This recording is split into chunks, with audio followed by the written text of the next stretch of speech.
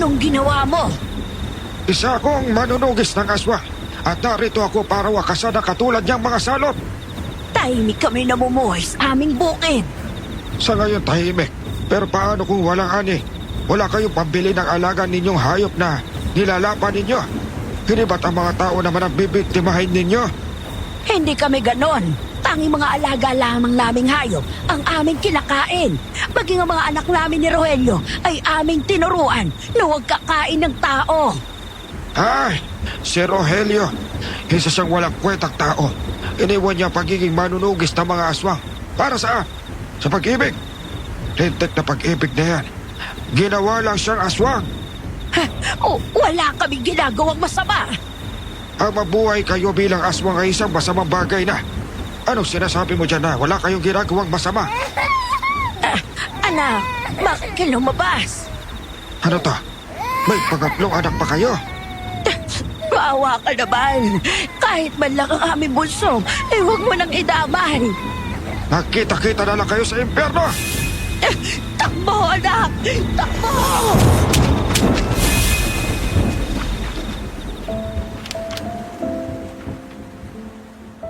Pauwi na kami ng asawa ko sa probinsya. Makulimlim ang panahon. Panay ang gulog at kidlat kahit pa tanghaling tapat. 20th wedding anniversary namin ngayon. Pero parang nagluluksa ang kalangitan. Sino nga ba namang matutuwa? Gayong uuwi kami para mag-celebrate hindi ng aming anniversary, kundi para magdiwang ang asawa ko kasama ng babaeng pinapahalagahan niya. At ako naman para magsaya kasama ng asawa kong si Richelle. Oo, tama kayo nang narinig. Isa akong tibo at may ibang babae ang asawa ko. Siyempre, sa iba ang pangit ng setup namin. Pero para sa aming dalawa, yun na ang pinakamagandang arrangement na akma sa aming sitwasyon. Habang binabagtas namin ang kahabaan ng NLEX, napagdiskitahan naming pakinggan ang ilan sa mga uploads nyo. Nung nagplay ang video na ang title ay Lihim ng Madring na Diskubre ng Binatang Doktor, pabirong sinabi ng asawa ko na bakit hindi ko ipasa ang istorya naming dalawa. Pinasukan yata ng demonyo ang utak ko at kinasahan ko siya. Dear Aswang Diaries and Madam Venus, ako po si Alisa. Isa akong veterinarya. Kasal ako sa asawa kong general practitioner na doktor. Kung paano kaming napapasok sa isang masalimuot na relasyon ay ang mismong ibabahagi ko sa inyo sa liham kong ito. Dala ng sensitibong kalagayan ng pamilyang pinanggalingan ko, hindi tunay na pangalan ng mga taong sangkot ang gagamitin ko. Nagsimula ang lahat noong 2005. Ipinadala kami ng lalaking yon sa isang probinsya para manguha ng datos para sa proyekto niya. Front namin ay ang magsilbi bilang doktor ng hayop at doktor ng tao. Pero ang totoo, naghahanap lang kami ng mga pwedeng mauto na ibenta ang lupa para mapagtayuan ng subdivision. Teka, nanlalabo yung salamin ko gawa ng gabok at pawis. Sige lang, ulapan man si Mang Banoy. Sino ba yung mangboy na yan? Hindi ko alam. Tinawagin lang naman ako ng lalaking yon at sinabing, Alaysa, bumaba na ang pondo. Kailangan ko ang mga datos mo. Pumunta ka ng probinsya. ayun, ganun lang niya sinabi. Wala nang ibang sinabi.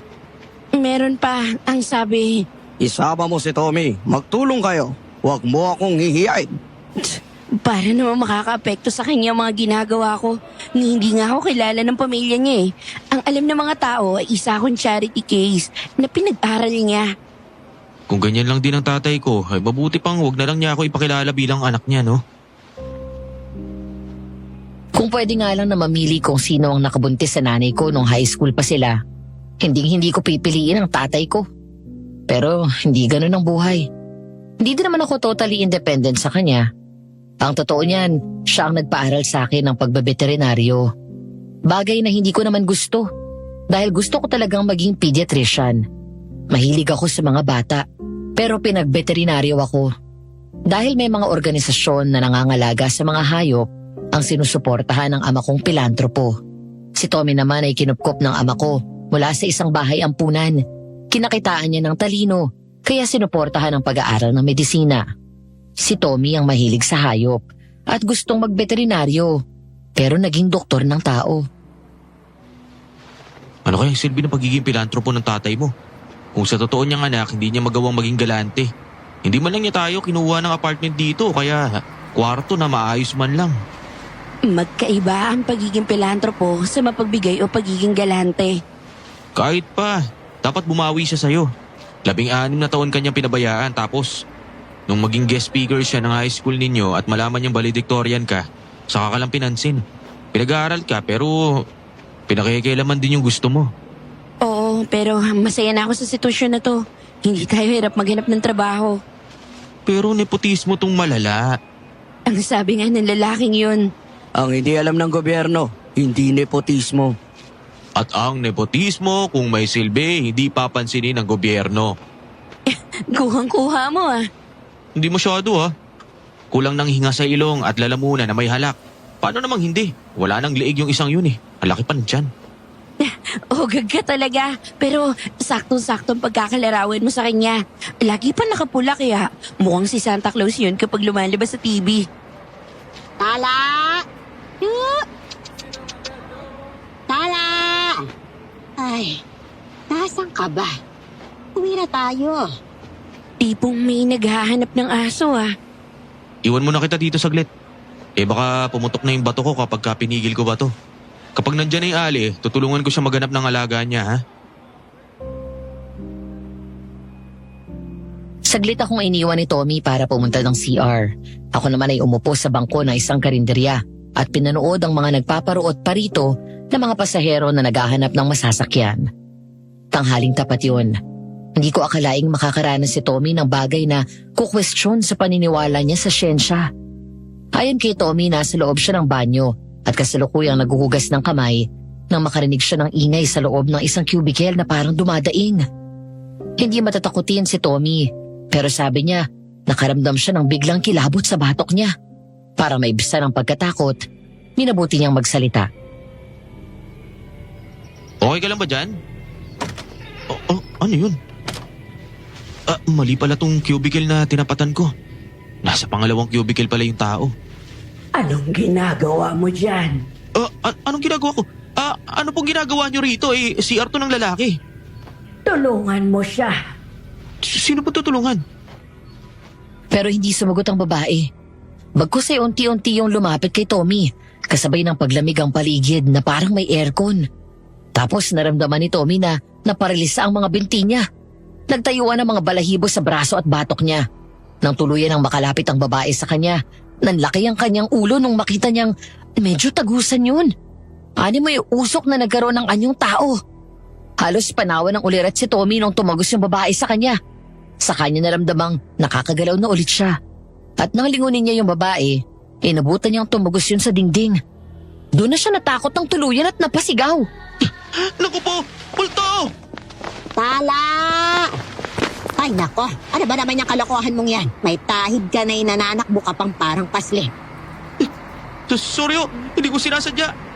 Abay ka, lutong-lutong niring mga buto ko. Paano kung ako'y napasubsub at nabalian? Kawawa naman ako. Sasagutin mo ba ang magpapadoktor ko? Napansin kong may nagtatalak na alis sa di kalayuan. Paglingon ko, nakita ko yung aling naghahanap ng aso pala yung maingay. Pandalas na siya ng pagsasalita kay Tommy. Para siyang batang maliit na sinisermonan ng lola niya. Tatawa sana ako pero napansin ko parang namumutla ang loko. Nag-alala ako kaya binitbit ko ang mga bagahe namin at nilapitan ko sila. Naghahanap lang ako ng aso ko. Maaaksidente pa ako dahil sa kagagawan mo. Ano bang itsura ng aso ninyo? Bakit mo tinatanong? Tutulong ka ba sa paghahanap? Oo, makabawi man lang ako sa inyo. Bueno, sabi mo tutulong ka. O sige, hindi pa siya aso, tuta pa siya. Maputi, medyo balbon, may itim na ilong. Tapos medyo singkit. Mukha siyang laging nakangiti. Makapal ang balahibo niya sa buntot. Kailan pa nawawala yung tuta ninyo? Kani-kanina lang. Ang totoo niyan, layas kasi yun. Gala. Nag-aalala nga ako eh. Baka ka ako isang araw ay mapagdiskitahan ng mga tambay.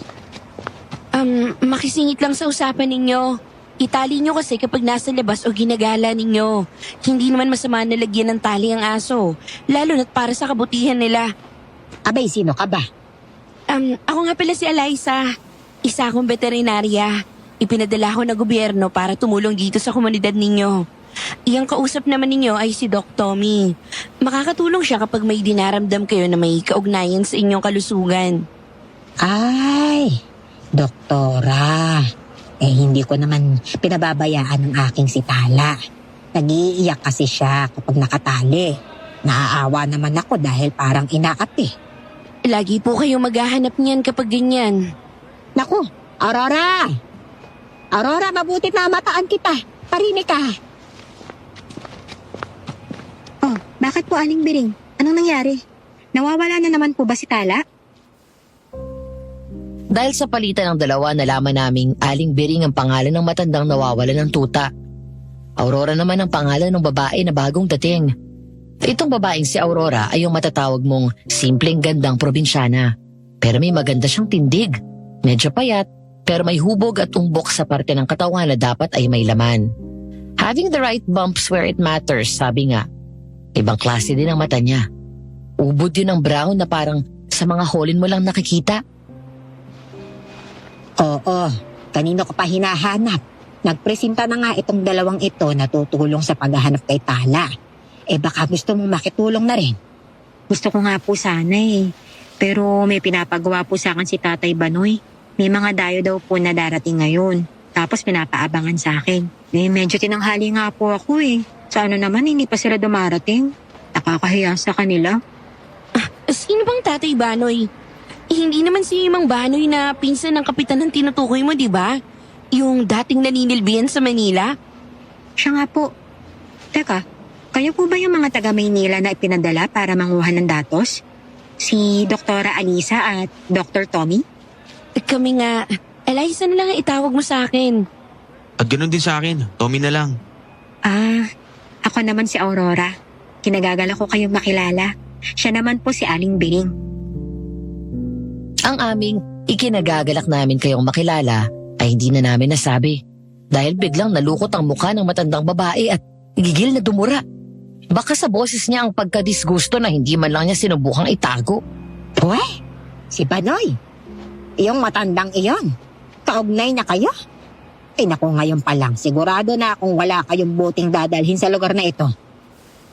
Si Aling Biring naman.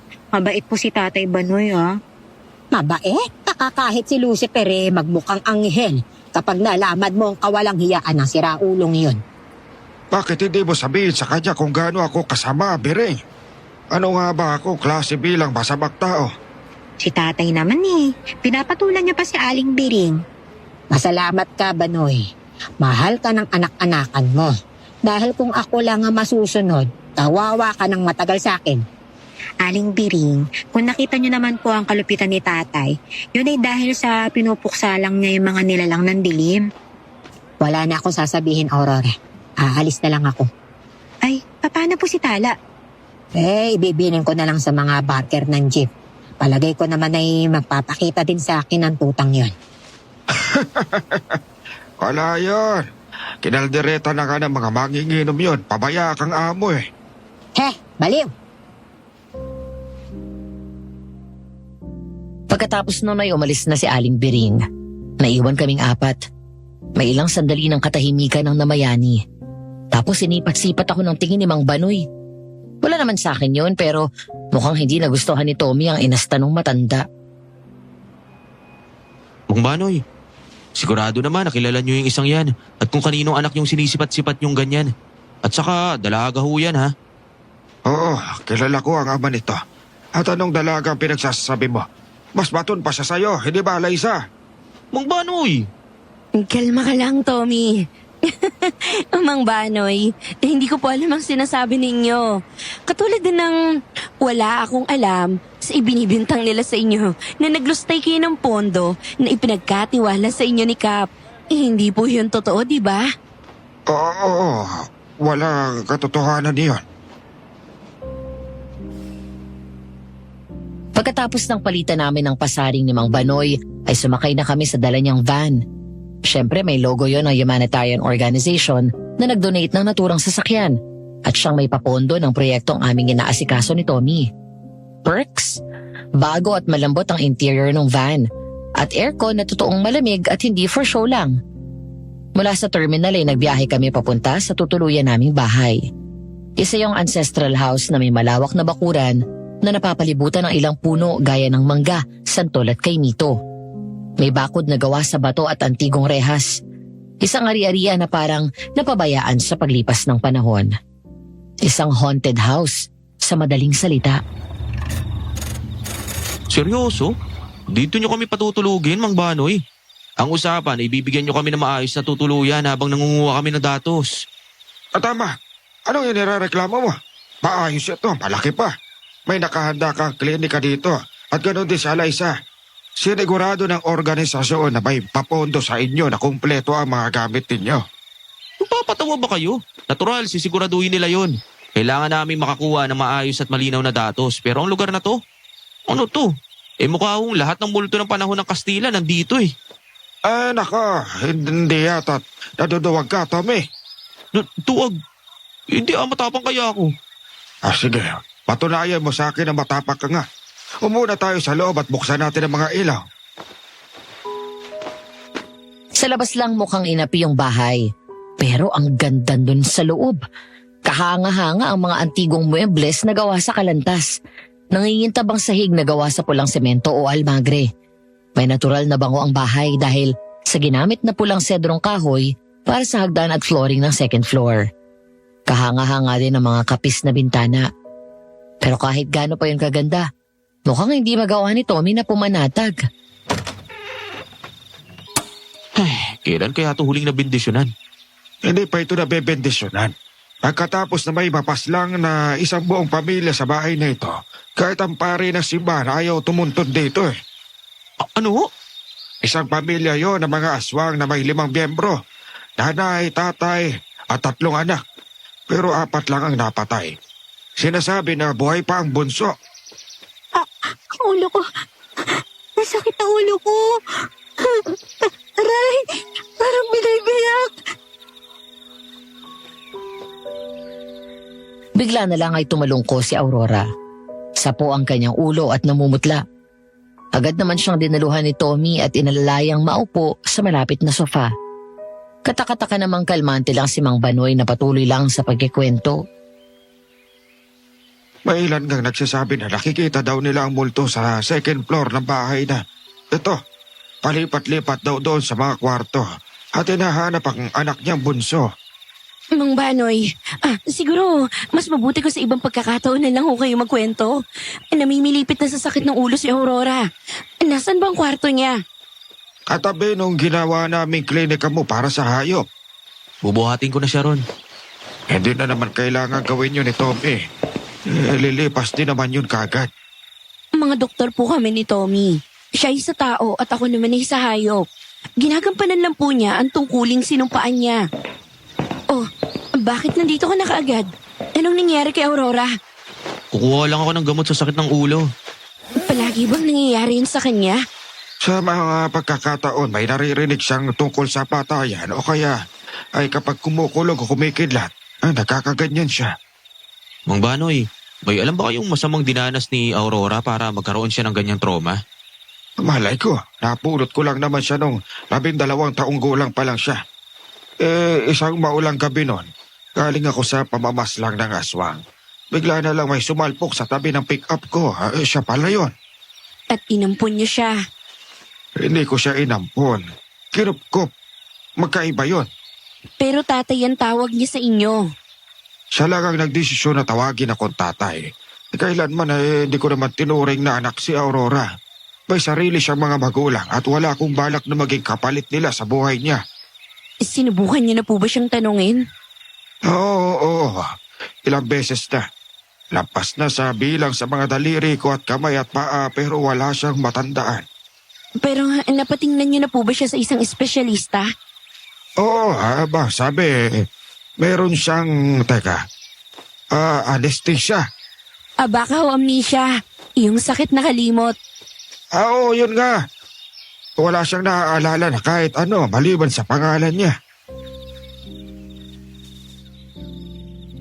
Iniwan na kami ni Tommy at binalikan niya si Aurora. Ako naman ay sinamahan ni Mang Banoy sa kwarto ko, tapos ay iniwan din kaagad. Dahilan niya sa akin, maghahanda siya ng hapunan.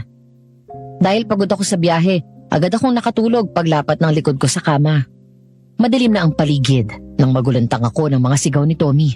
Ganito ang nangyari, Madam Venus, ayon sa ibinahagi sa akin ni Tommy. Nandito ka pa rin. Mang Banoy, Hayatid ko na si Alaysa sa kwarto niya. Halika na para masamahan din kita sa kwarto mo. Makatapat lang naman ang kwarto ibinigay ko sa inyo eh. pero paano po si Aurora? Wala po siyang kasama dito. Hindi ba doktor ka? Mapapabilis ba ng pagbabantay mo sa kanya ang epekto ng ibinigay mong gamot? Hindi nga ho. Kung ganon, wala ka namang ibang magagawa. Kundi ang hintayin na tumalab yun. Halika na, iwan mo na muna siya dyan. Ayaw man ni Tommy na iwanan si Aurora at sinunod niya ang payo ni Mang Banoy. Praktikal ang matanda. At kahit sa medisina, ganun din naman ang dapat na gawin. Hintayin na gumana ang gamot. Hindi naman magiging instant ang pagkawala ng sakit ng ulo ni Aurora kung tututukan niya. Dito ang kwarto mo.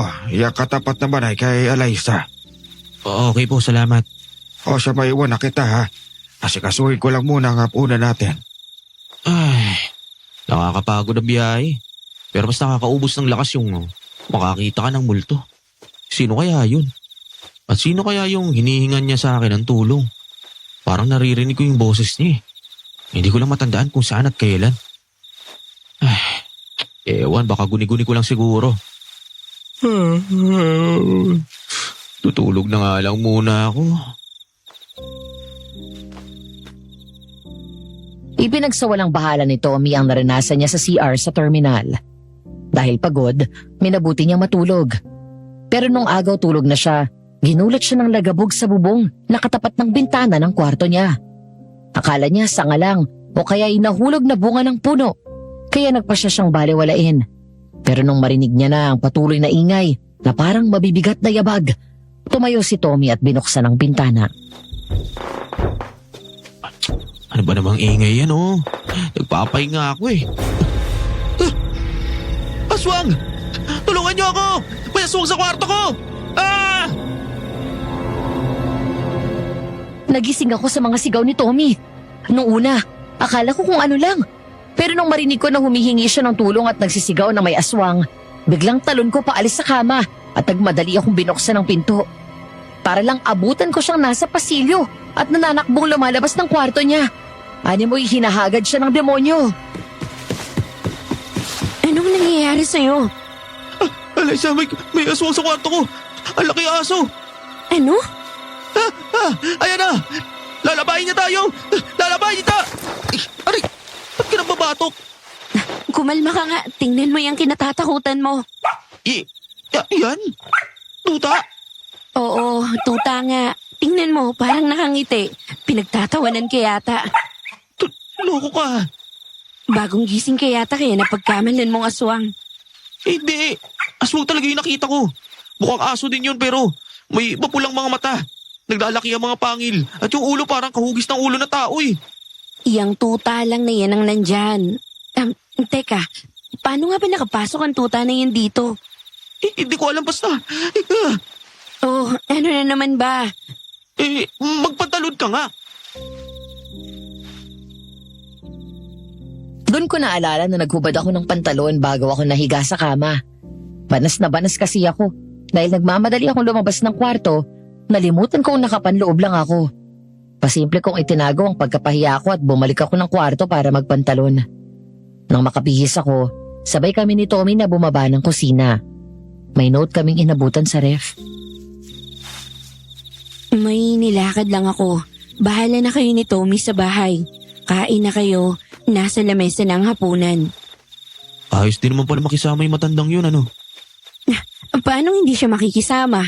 Malaki ang pera na kukubra niya doon sa lalaking yun. Oh, bit-bit mo pala ang tutang yan. Kanino kaya siya? Baka kay Mang Banoy. Mukha bang mag-aalaga ng hayop pa matandang yun? Akin na, ipasa mo nga siya sa akin at sisipatin ko. Mamaya, kung anong sakit ang dala niyan at mahawa ka pa. Bukas na umpisa ng pagkiklinika natin. Dapat naka-in tip-top shape ka. Ipinatong ko yung tuta sa mesa at sinuyod ko ng tingin. Maningning ang bilugang mata at hindi nagmumuta. Malinis ang tenga Walang bakas ng pangangate. Sakto lang ang pamamasa ng nangingintab na itim na ilong ng tuta. Malinis din ang ngipin. Walang mabahoy na amoy ang bibig. Wala din ako nakitang kahit anong kuto sa balahibo at pinkish ang paw pads ng tuta. Maging ang puwetan ay malinis. Malinis siya. Kung akong tatanungin, alagang-alaga ang isang to. Sa tingin ko may nagmamay-ari sa kanya. At mukhang nakakaintindi din ng salita ng tao. Sumasagot eh. Yun nga rin yung napansin ko sa tutang yan eh. Parang nangungusap yung mga mata. Pero alam mo, parang may naaalala ako sa kanya. Naalalang ano? Nung unang beses tayong pumunta dito kasama ang lalaking yun, Ipapakita ko sa inyo kung anong ginagawa ko bilang pilantropo at lingkod bayan. Oo nga no. Maulang gabi yun. Nakakita tayo ng sugatang tuta. Kapapasa lang ni Tommy ng residency niya noon. Habang ako naman ay nasa huling taon ng aking vet school. Dinala kami ng lalaking yon na biological kong ama sa probinsya. Dahil gusto niyang ipakita sa amin kung ano yung lugar na gusto niyang isama sa mga proyekto niya bilang pilantropo. Sa totoo lang, hindi naman ako naniniwala sa kanya na yun ang pakay niya. Kung ako ang tatanungin, balak na naman niyang alamin kung may mga mauutusyang tao para bilhin ng mga lupa at gawing subdivision. Isang linggo din kaming nanatili ng probinsya. At nung pauwi na kami, ay saka naman biglang sumama ang panahon at bubuhos ang malakas na ulan. Nasaan na kaya si Kuya Ray? Kanina pa nagpaalam na kukuha ng tao ah. Nako. dala mo ang mga reading materials mo, di ba? Tapos sa inaaksaya mo yung oras mo sa katatanaw mo dyan sa bintana ng sasakyan, magbasa ka. Kaya ako nga binuksan tong ilaw para makapagbasa ko. Ganun din ang gawin mo. Magagalit na naman yun sa atin. Aksaya daw sa battery ng sasakyan ang ginagawa mo. Binuhay mo pa nga yung makina, tumira ka pa ng aircon. Di kumain ng gasolina yun. Makadada siya tungkol sa baterya at gasolina ng sasakyan. Parang kala mo pera niya. Pera ng taong bayan ang nilulustay nila ng lalaking yon. Dahil sa RATA at ibang benefits. Huwag nga nila akong pinaglololoko. Hindi ka ba natatakot na baka magalit sa atin yung airpods mo? Kapag sinumbong tayo ni Kuya Ray. Sa lalaking yon? Takot sa akin yon. Isang kanta ko lang sa asawa niya bansot na mukhang Smurf, tapos ang hilig sa makapal na lipstick. Goodbye ang magandang image niya bilang pilantropo ko, no? And not to mention, nagpulpolitiko pa silang dalawa. Ba't parang nakakarinig ako ng tahol ng tuta? Saan? Doon sa likod ng mga turanta ba yun? Parang may iniinda yung tuta. Tara, alabasin na natin. Nag-aalangan pa sana si Tommy pero nakalabas na ako ng sasakyan. Walang pag-aalinlangan kong tinawid ang maputik na daan papunta sa pinanggagalingan ng iyak ng tuta. Nung hawigin ko ang makapal na duranta, isang cute na puting tuta na may malaking sugat sa kanang pigi ang sumalubong sa aking paningin. Ay, ang laki ng sugat nito. Bakit kasi bigla kang sumugod sa ulan? Hindi mo na lang hinintay na makapagbukas ako na... Wala. Ako. Anong nangyari naman dyan? Pinagtripan siguro ng kung sino. Ang laki ng sugat sa may kanang balikat niya. Tingin ko ay tinagayan o kaya kinaret. Kawawa naman ang baby. Salbahin naman ang gumawa niya. Ang liit-liit pa ng tuta na to eh. Tara, mabuti pa't buhatin na natin siya sa sasakyan para matingnan ko na maayos. Lilinisan na tatayin ko na din ang mga sugat niya. Ano yun? Parang malakas na ulan. Tayo na. Mas ligtas tayo sa sasakyan. Ako na magbubuhat siya sa tuta. Maraming salamat. Narinig mo yun? Parang may nagsasalita. Baka gawa lang ng ingay ng ulan. Halika na. Narinig ko rin yung malamig na boses. Parang bulong lang ng hangin pero malinaw ang pagkakasabi ng pasasalamat. Winalawala ko lang yun. Iniisip na guni-guni lang dahil sa malakas na patak ng ulan. Pagdating sa kotse ay agad kong ginamot ang tuta habang yakap yun ni Tommy. Saktong natapos ako sa tuta, dumating ang driver. Iniradyo na may bitbit kaming tuta. Natural ang naging sagot ng big boss niya ay iwanan sa barangay. Wala kaming nagawa kundi ang sumunod. Siyempre, mga paaral kami at tumatanggap kami ng allowance sa lalaking yon. Balik tayo sa kasulukuyan kung saan nasa kusina kami. Nasa na kaya ang tutang yun ano? Oo, tuta ka din. Pero hindi ka yung hinahanap namin. Iniisip ko nga baka ito yung tutang yun eh. Tommy, lumalaki ang tuta. Nagiging aso. Ilang taon na nakalipas yun. Imposibleng ito yung tuta na yun. Ano, hindi na lumaki. Oo, alam ko, pero Hoy, ano't bigla naman nagalit to? Ah, nandito pala kayong dalawa. Anong ginagawa niyan dito? Kilala niyo po ba ang tuta na to?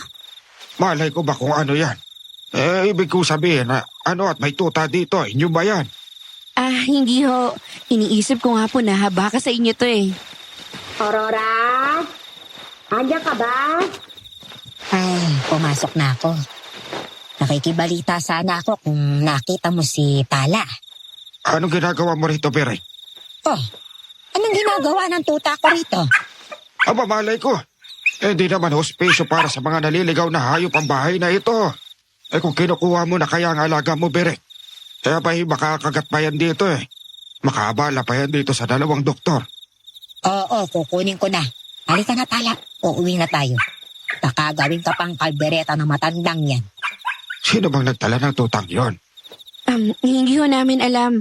Nakita lang namin yan sa kwarto ni Tommy. Ganun ba? Sige, bayaan na natin yon. Baka nakasalis sila. Malapit lang naman dito ang bahay ni Bering eh. Kinabukasan, madilim-dilim pa lang ay gising na ako. Inasahan kong ganun din si Tommy, kaya hindi na ako kumatok sa kwarto niya. Pero pagbaba ko, napansin kong patay pa ang ilaw sa parte ng bahay na ginawang klinika niya. Iiling-iling akong tumungo sa lugar ko para lang makita kong nakaawang ang pinto nun at tila ba may mga kaluskos mula sa loob nun. Namataan ko ang may kataba ang tubo na nakasandal sa malapit lang. Hinagip ko yun at dahan-dahan akong pumasok sa loob. Handa akong pukpukin ang sino mang sumugod sa akin. Ah! Tommy? Ano ginagawa mo dito sa klinika ko? At bakit hindi ka man lang magsindi ng ilaw? Masisilaw ang mga to eh. Diba, mga baby? Kinulat mo naman kami. Tommy naman, doktor ka ng tao. Tao ang paghandaan mong asikasuhin.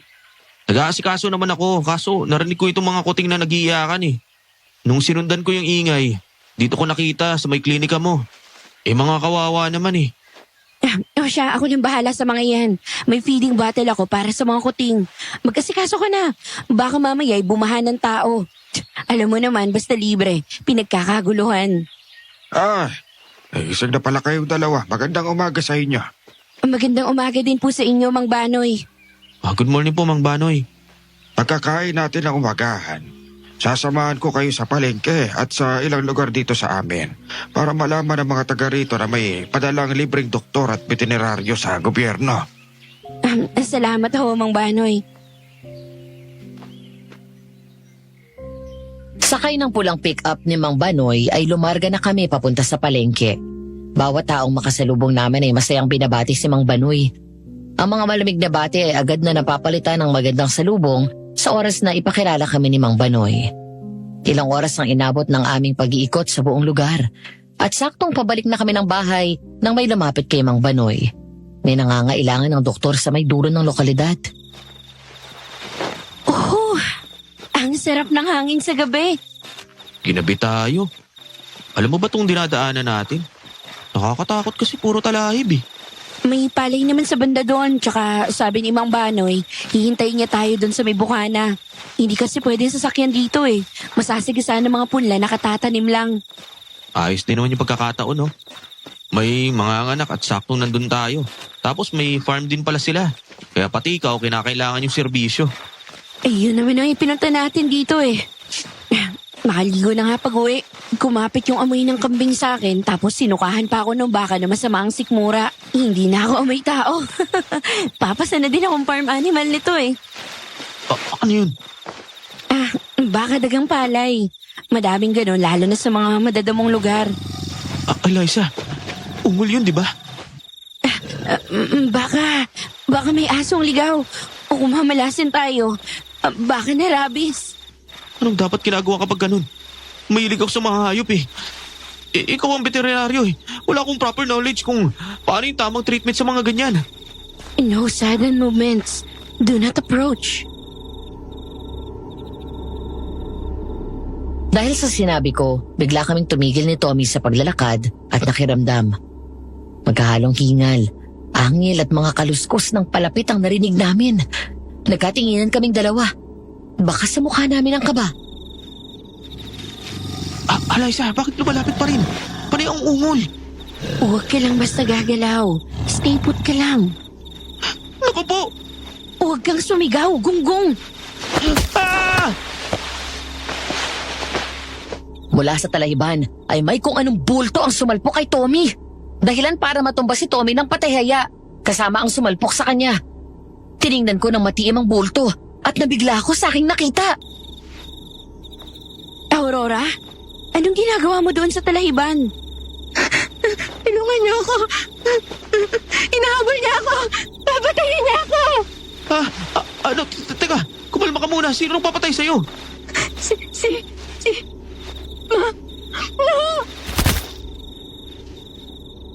Hindi na naituloy ni Aurora ang sasabihin niya dahil nawala na siya ng malay. Hindi man namin naintindihan ang nangyayari, ay minabuti namin ni Tommy na buhati na lang siya pa uwi. Pagdating namin sa bahay ay dinerecho namin siya sa klinika ni Tommy. Sinubukan naming tapik-tapikin ang pisngi ni Aurora para magising siya, pero panay ungo lang siya. Niluwagan ko ang bukas ng blusang suot niya at nabigla ako sa aking nakita. Tommy, tingnan mo. Ang laki ng peklat sa kanang balikat ni Aurora. Naku po, oo nga. Sino kaya may gawa niyan sa kanya? Sa kanlalim at ang laki pa. Ano sa tingin mo? Ang bago lang ba yan oh? Mukhang nakuha niya to nung bata pa siya. Sino naman kayang hayop ang gagawa na ganun sa isang bata? Hindi ko alam. Pero kung ano man yun, o sino man yun, naniniwala akong may kinalaman yun sa amnesia niya at sa trauma niya. Nakailang yugyug pa ako kay Aurora at nung makita kong walang pag-asa na gumising siya ng pusa, kumuha ko ng bulak na may amonya at ipinaamoy yun sa kanya. Di siya agad nagkamalay, pero umigpaw ang kamay niya at mahigpit na hinawakan ang pulsuhan ko. Aray ko, Aurora! Bitawan mo ko! Gumising ka!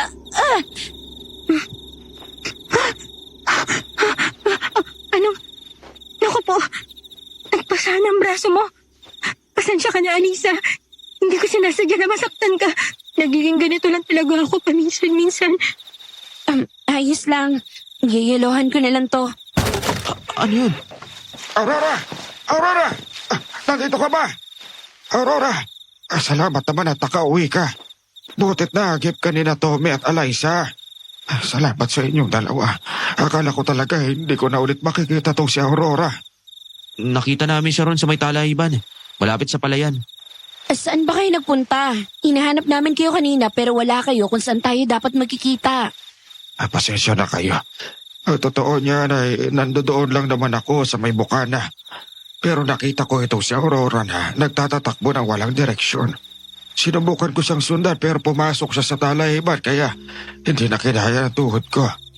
Pasensya na po kung pinag-alala ko kayo, tatay. Ayos na ako. Ang mahalaga ay nandito ka. Nangilid ang luha ako sa eksena sa aming harapan. Namataan ko si Tommy na ikinuskos ang mukha niya sa amanggas ng kanyang suot na kamiseta. Nang mapatingin siya sa akin, mamula-mula ang mata niya. Parehas lang pala kami ng naramdaman sa aming nakita. May kaunti akong inggit na naramdaman. Buti pa si Aurora. Kahit hindi niya tunay na tatay, pinapahalagahan siya. Samantalang yung akin, pera-pera lang ang kayang ibigay.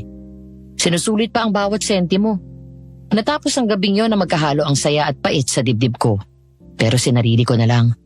Nung sumunod na araw, bandang tanghali. Nandito ko pala sa garden. Kumusta? Eto, parang hindi ko nakakayanin pa mamayang hapon. Ang daming dumadating para magpatingin ng mga hayop nila. Kumusta naman yung batang pinapunta ko sa'yo? Natingnan mo ba? Oo, nakakaawa nga eh. Ayaw pa nung nanay na patignan. Kung di pa nalaman na libre ang konsultasyon at gamot. Ay, iba na ang tunog ng hinga ng bata eh. Buti na lang napansin mo at pinilit na lang silang magpatingin kaagad sa akin. Oo, ay napansin ko kasi na may tunog na yung ubo. Parang drum. Ang hilig mo talaga sa bata, no? Sana talaga natuloy talaga yung pangarap mo maging pediatrician. At sana, ikaw na lang ang naging veterinaryo. Aba, puliho na ako manangima sa mga nakapilang hayop kanina. Padalas ka tuloy sa pag-aalkohol kasi umahawa ka sa mga tao. Teka, Hindi ba nang hapdi ang kamay mo? Hindi naman. Dinalhan ko po kayo ng melon na malamig saka makukutkot na binili namin ni tatay kanina. Sabi niya kasi dadagsain kayo ng tao ngayon eh. Kamusta? Ayos lang ba kayo? Ayos lang, buhay pa. Ayos lang din ako. May hayop na pero masaya na makatulong sa mga nangangailangan. At dito pala si Aurora. Dinalhan ko sila ng maiinom. Mabuti kung ganon. Grabe ang pagod ng mga iyan eh. Tatay, baka po pwedeng dalhan ko ng melon si Aling Biring. Nangako po kasi ako sa kanya na magkikita kami eh. Si Biring na naman. Ay nakong bata ka. Ang hilig-hilig mong dayuhin ang hukluban na yon. Sinusuyo ko lang po siya. Para malaman niyang hindi po kayo masamang tao. Kung bakit naman kasi lagi niyong ginagalit eh. Kaya halimaw na tuloy yung tingin niya sa inyo. Wala akong pake. Ano naman pagunguso yan? Titiryahan mo na naman ako ng ganyan. Sige na, lakad na. Dala mo ng melon ng matandang mong kukulam na yon. Salamat tatay ha. Alis na po ako. Tinanaw naming tatlo ang papalayong bulto ni Aurora na palukso-lukso pa. Si Mang Banoy naman ay napailing na lang sa inasta ni Aurora. Ilang minutong lumipas ang katahimikan sa pagitan naming tatlo. Tapos nag-umpisang magkwento si Mang Banoy. Nung makita ko yan si Aurora, nakatulala lang yan. Tulala tapos makikita ko na lang umaagos ang luha sa mga mata niya. Ilang buwan rin siyang ganun eh. Hindi ko kaya siya yung bunsong anak ng pamilyang pinaslang sa bahay na ito? Ay Diyos mayo ka, Tommy. Pag mong sabihin naniniwala ka sa kwento ko. Hindi mo ba totoo yung kwento na yun? Natural hindi. Pinibiro lang kita, sakay na sakay naman to, oo. Talaga bang kwento kutsero lang yun? Gusto mo ba magkatotoo? Hindi ho. Pero Mang Banoy, wala man lang ba naghanap kay Aurora? Tulad ng mga kamag-anak or kakilala? Wala ni isa. Sa ngayon, nun umaasa lang ako na bago ako tumanday, magbalik ang mga alaala niya. Sapat ng saya yun sa akin. Nadadalin ko hanggang sa kabilang buhay. Makakain ng tanghalian ay sumabak na ulit kami ni Tommy sa pag-aasikaso ng mga tao. Halos hindi kami magkanda tutos sa baha ng tao. Buti na lang tinulungan kami ni Mang Banoy at ng ilang lokal ng lugar sa pag-iestima ng mga pasyente. Halos 2 oras kaming ganon, pero pagdating ng 3:00, biglang humupa ang tao. Sa garden ulit kami nagpunta para magpahangin. Buti na lang talaga naubos kaagad yung mga tao. Parang hindi ko kakayanin kung tatagal pa yung mga dami ng tao eh. Matutuwa ang lalaking yun. Ang daming kumakagat sa palabas niya. Pero tayo naman ang pagod. Hindi naman sapat ang ibinibigay niyang abot sa atin eh, kumpara sa pagod na to. Huwag ka mag-alala. May parating daw na parang reliever natin. Yun nga lang eh. Hindi natin makakasama dito. Ano? Bakit naman hindi? Sa intindi ko, volunteer lang daw ang mga yun galing sa mga private hospitals. Mga nagkakawang gawa ko no. Pero ang totoo, nagbabawas lang ng tax. Mga galing sa altang pamilya eh. Kung magpapahinga na kayo, bakit hindi kayo magpahangin sa labas? Gumalagala kayo kapag ganitong araw ng Sabado. Maraming mga tayong magtitinda doon galing sa ibang lugar. Baka mamaya may magustuhan kayong bilhin. Parang magandang ideya yan, Mang Banoy ah. Ano sa tingin mo, Eliza? Parang nga. Sige, punta tayo. Mang Banoy, aanin niyo yung bitbit niyo. Parang ang dami naman yatang atay ng baboy yan. Ito ba? Mag-iihaw ako ng atay mamaya. Kakoy, parang ang sarap kumain ng ganon, ano? Alam mo na, kasabay, kaunting alak. Naku, okay lang uminom paminsan-minsan eh. Pero wag lang susobra, masama yun sa atay, no? Opo, Dok. Makakaasa kayo. Pagod man kami ni Tommy ay naengganyo kaming sundin ang suggestion ni Mang Banoy. Makalayo man lang kami kahit papano sa amoy ng alkohol at sa mga gamit namin sa panggagamot. Pagdating namin sa palengke, Aba, tama si Mang Banoy. Ang dami niya nagtitinda. Nakakatuwa. Lalo na yung nagtitinda ng mga surplus, no? Mga imported ang tinda. Babalikan ko nga talaga yung antigong baseball bat na yun. Bihira ka na makakakita na talagang solidong bakal na gano'n, no? Ako naman, gusto ko yung fountain pen. Magandang klase. Ibibigay mo sa tatay mo? Ano? Hindi akin yun. Personal kong gamit. Tsaka, bakit ko naman bibigyan ng kumag na yon? Ang dami-dami nang natatanggap ng mga mamahaling gamit nun mula sa mga nag-under the table sa kanya. Ay, ang mga kabataan nga naman ngayon, hindi na nag-iisip. Napalingon kami sa direksyon ng nagsalita at nakita namin si Aling Bering. May bitbit na rata na basket na puno ng mga kung ano-anong dahon at insenso. Dala ng kagandahang asal, binati pa rin namin siya ng may paggalang kahit nabakas ang iritasyon sa mukha niya. Magandang hapon po sa inyo, Aling Biring. Kumusta ho? Parang hindi niyo yata kasama si Tala. Nagagala na naman ang isang yon. Malapit-lapit ko na talagang sundin ang payo mo, doktora, na itali na lang siya kapag nasa labas at nakakawalan ko na lamang sa loob ng bahay. Ano ho yung dala ninyo? Mga halamang gamot. Patutuyuin ko at gagawin tsaa. Herbolaria pala kayo eh. Matagal na. O bakit? Ano bang sinabi ni Banoy na mangkukulam ako? Kung may isang katangian si Tommy na hinangaan ko, yun ay ang kawalan niya ng kakayanan na magsinungaling. Pero sa mga oras na yun, gusto ko siyang dagukan dahil kitang-kita na tama ang hinala ni Aling Biring. Sinubukan kong iiwas ang usapan. Aling Biring, anong ibig niyo sabihin kanina nung sinabi niyo na hindi na nag-iisip ang kabataan ngayon? Ay, ano pa nga ba? Katulad ninyong dalawa, bilib na bilib kayo dyan sa mga surplus na yan. Gandang-ganda kayo. Hindi nyo man lang naisip na mga segunda mano na iyan. Alam naman namin na pinaglumaan na ng ibang mga surplus. Talaga ba? Alam nyo rin ba, na kadalasan sa mga nagtatapon o nagdidiskarga ng kanilang mga lumang gamit ay nagbubulong sa gamit na inaalis. Ano namang ibinubulong? Tulad ng, sumama na sa'yo ang sakit ko. O di kaya, dalhin mo na ang lahat ng kamalasan ko sa buhay. Tapos, ikaw naman itong si Uto-Uto, bibilihin mo. Kung paminsan pa nga'y namatay sa karumal-dumal na paraan ng may-ari ng mga ganyan. Huwag kayong matakot, Aling Bering. Kinikilabutan tuloy ako sa mga sinasabi ninyo eh. Kinilabutan ka, no? Pero hindi kayo kinikilabutan sa pagsama ninyo dyan kay Banoy. Masamang tao ang lalaking iyon. Ako mismo nakaalam sa pagiging brutal nun.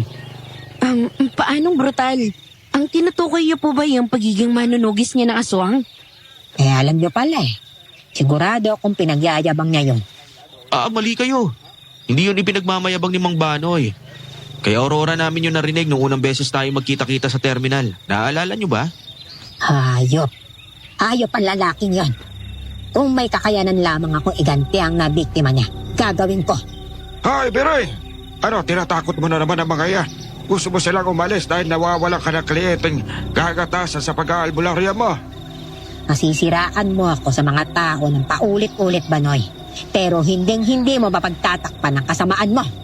Alam ko ang ginawa mo sa pamilyang yon. Kung paano kang nagtatatawa habang pinapaslang mo sila. Masasama silang tao, Biring. Mga aswang. Salot sa sangkatauhan. Habay nararapat lamang sa kanilang ginawa ko. Naging mainit ang pagtatalo ng dalawang matanda. Kaya kinailangan ng makialam ng mga tanod para awatin silang dalawa.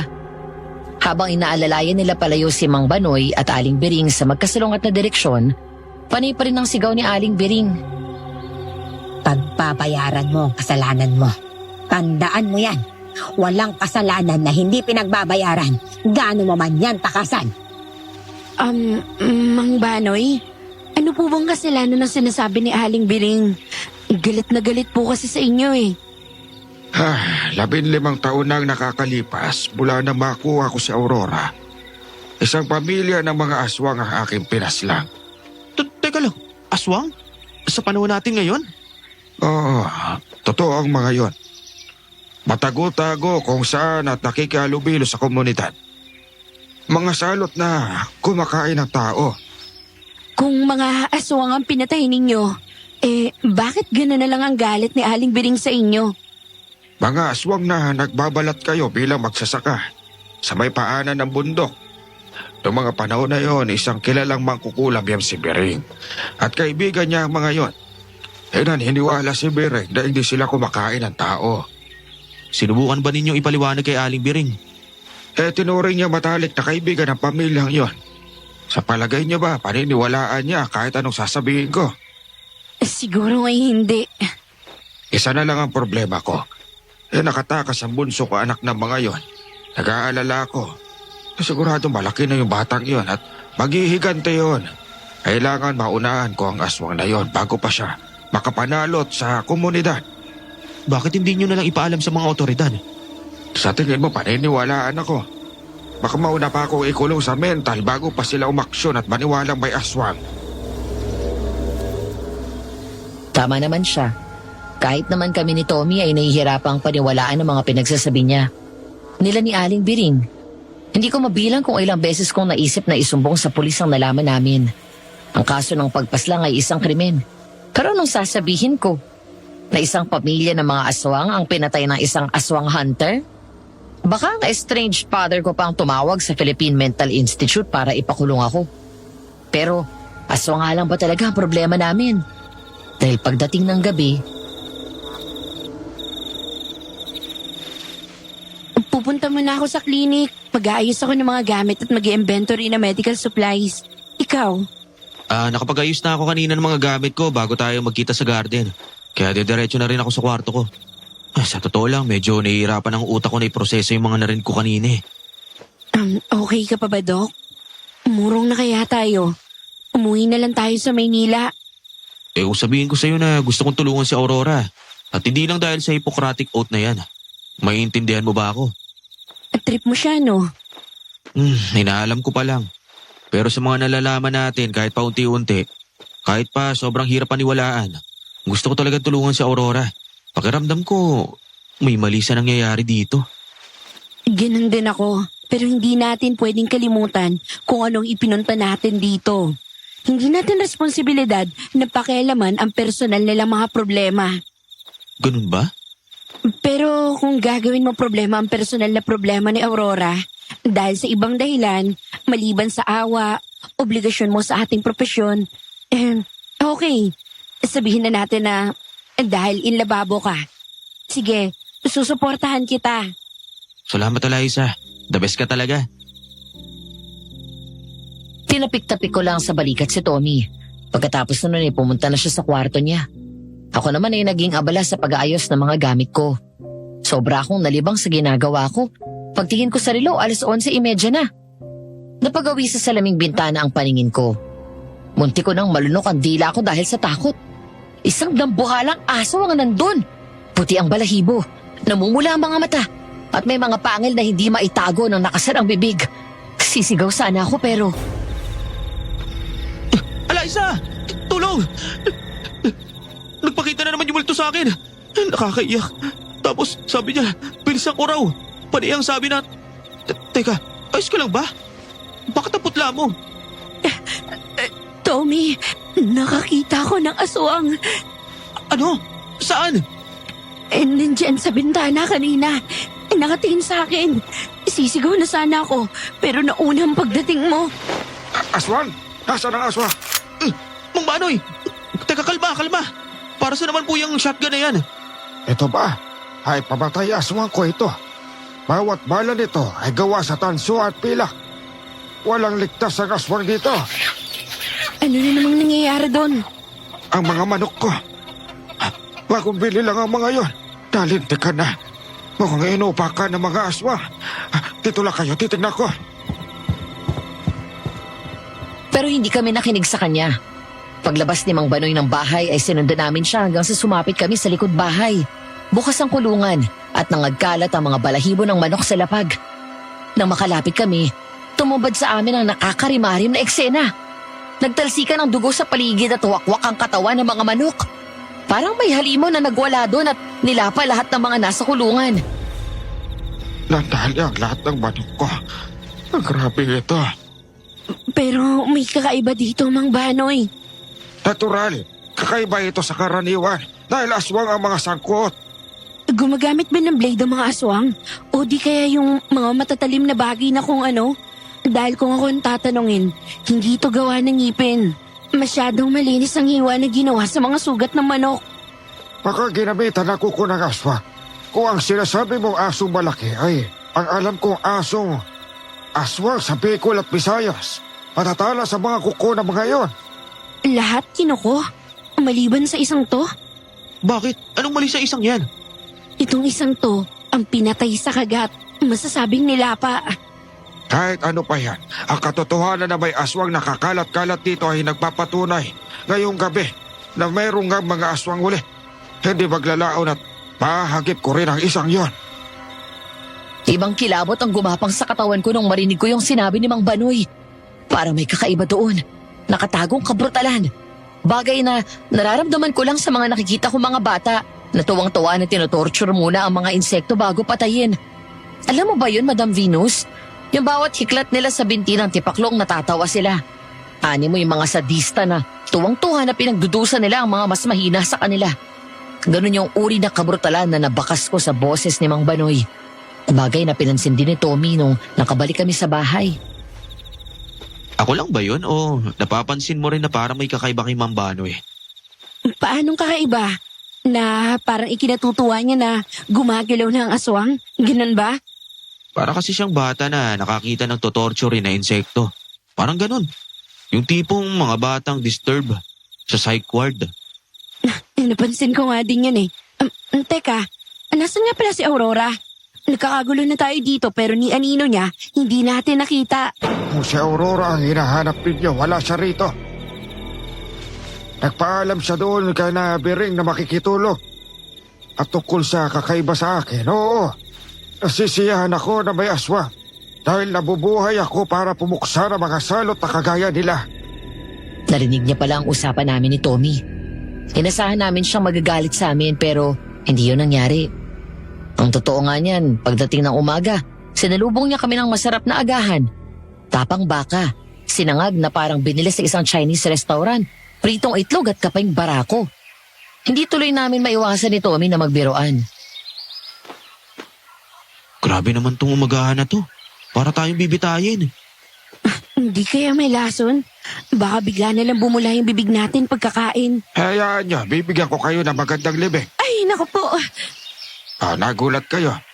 Mang Banoy, Kumain na kayo, walang laso na mga yan. At lalong wala kong balak na bitayin kayo. Pinaganda ko kayo ng umagahan bilang paghingi ng paumanhin dahil sa nakita ninyo kakaiba sa akin kagabi. Akala ko natakot kayo eh. Matapos namin kumain ng agahan, dumating ang aming mga kahalili. Dahil wala naman kaming masyadong gagawin, nagpasya kami ni Tommy na manatili sa aming mga silid. Pero bandang 10:00 ng umaga ay nakarinig ako ng mga tarantang katok sa pinto ng kwarto ko. Binuksan ko ang pinto para makita si Tommy na namumutla. Nakiusap siya sa akin kung pwede kaming mag-usap. Kaya pinatuloy ko lang siya sa kwarto ko. Hindi na siya nagpaligoy-ligoy pa. Nangungut yata ako. Ang sama namang napanaginipan ko. oh, bakit? Ano ba na panaginipan mo? Gabi, nasa isang liblib na lugar ako. Masama ang panahon eh. Tapos panay ang kidlat. May 3 katawan na nakahandusay. Yung isa medyo may edad na lalaki tapos 2 kabataan naman sa gitna. Sa gitna rin may nakahandusay na katawan, isang babae, isang lalaki pa. Kilala mo? Yung lalaki oo eh. Si Mang Banoy. Pero hindi ko kilala yung babaeng nakalugmok sa lupa. Nagmamakaawa nga siya eh. Pero parang nakita ko na siya. Nagmamakaaway yung babae kay Mang Banoy? Oo. Ewan ko, naguguluhan ako. Sa kapanaginip lang naman yun eh. Ano pa nga ba? Mabuti pa, lumabas kaya tayo. Magpahangin. Baka sakaling magkaroon tayo ng adiya tungkol sa napanaginipan mo. Nag-aalala na din ako sa iyo eh. Sabi mo nakakakita ka ng multo kahit sa field natin. Oo, alam ko. Hindi magandang senyalis yun ah. Mapagkakamalan akong may maluwag na tornilyo. Pero ang pasya naming paglalakad para magpahangin ay hindi nasunod.